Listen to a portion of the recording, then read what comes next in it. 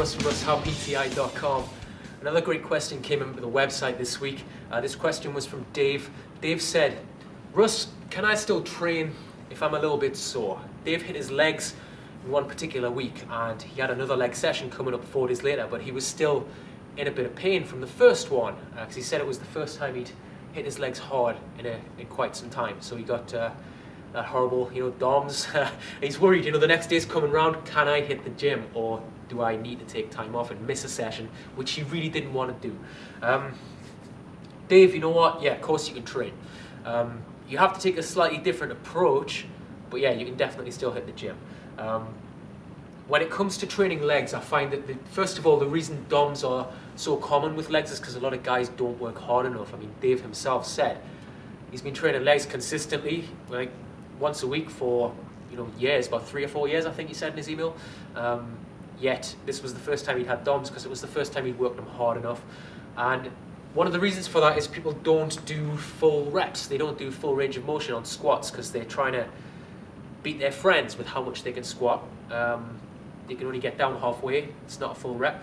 So this is actually a good way to correct that. If you go to the gym, think of it as active recovery. I'm just going to make the seat a bit lower so you guys can... I feel like I'm too high up. So think of it as an active recovery session, okay? You can still go in, you can still hit your legs. If anything, it's going to actually help you. It's going to help to get rid of that pain that you've been experiencing.